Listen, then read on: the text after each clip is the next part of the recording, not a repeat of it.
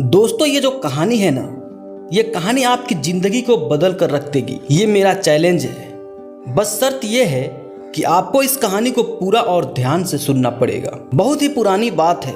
एक विशालकाय जंगल में बहुत से पशु पक्षी रहा करते थे। उनके बीच एक रंगीला नाम का एक बड़ा ही नेक हिरन भी रहता था।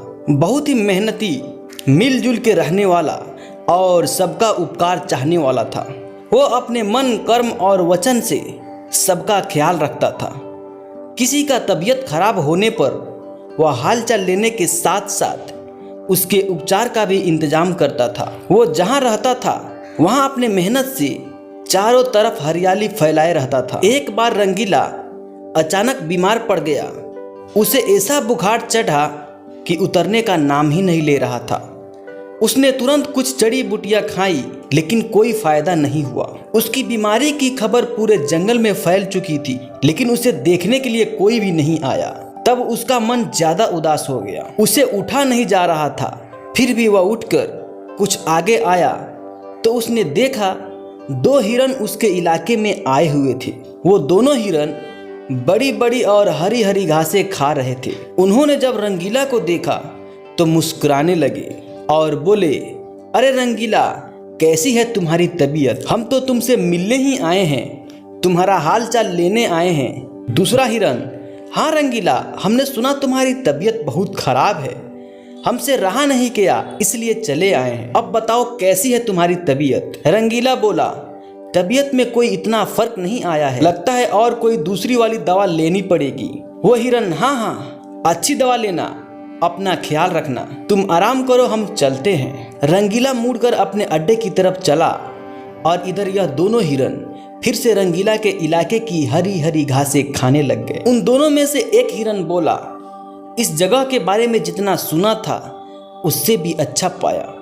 रंगीला ने काफी मेहनत से ये गुलशन सजाया है, चारों तरफ हरियाली ही हरियाली है। देखकर और खाकर तबीयत हरी हो गई। कल रंगीला से मिलने के बहाने फिर आऊंगा। वहीं पर दूसरा हिरन बोलता है, मुझे रंगीला के तबीयत से क्या लेना देना, मुझे तो इस इलाके की हरी हरी घास खाना है, मैं भी तुम्हारे साथ कल आऊंगा। दोनों हिरन का जब पेट भर गया तब वह वहां से चले गए। अपने इलाके में जाने के बाद वो दोनों हिरन रंगीला के इलाके की हरी हरी घास की बहुत तारीफ करने लगे और बोले, अरे भाई, क्या यहाँ सूखी घास खाते पड़े हो? जाओ रंगीला के इलाके में, वहाँ चारों तरफ हरियाली ही हरियाली है, वहाँ जाओ, रंगीला का हाल चाल पूछो, पेट भरकर हरी हरी घास खाओ। और दूसरा हिरन बोला, रंगीला बहुत अच्छा है, बड़ा नेक है, उसकी बीमार पड़ने पर भी हमें हरी हरी घास खाने के लिए मिल रही है, इससे अच्छी बात भला और क्या हो सकती है। फिर बहुत सारी हिरनों की टोली बन गई।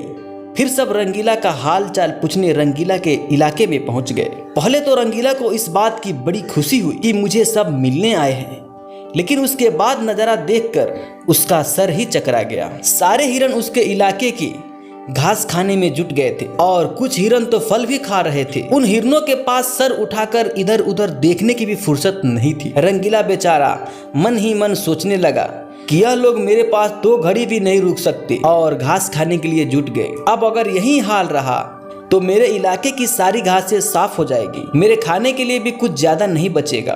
कुछ देर बाद रंगीला का एक दोस्त मोनू भालू आ गया। उसे आने में बहुत देर हो गई थी। वह आते हैं उससे माफी मांगता है, फिर कहता है, माफ करना मेरे दोस्त, मैं तुम्हारे लिए दवाइयाँ के तलाश में गया था और आने में थोड़ा लेट हो गया और मुझे बहुत दूर जाना पड़ा।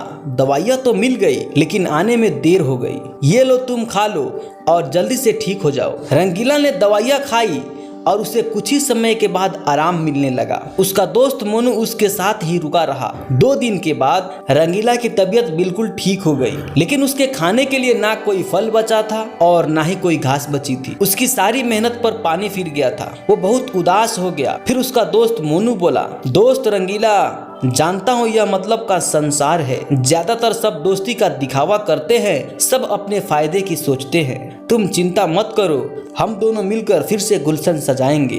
द मोरल ऑफ स्टोरी, इस कहानी से हमें सीख मिलती है कि मन में कपट रखने वाले मित्र दुश्मन से भी ज्यादा खतरनाक होते हैं। दोस्तों, हमारी कहानी आपको अच्छी लगी हो तो इस वीडियो को लाइक कर दो ताकि यूट्यूब और भी लोगों तक ऐसे ऐसे कहानियां भेजता रहे।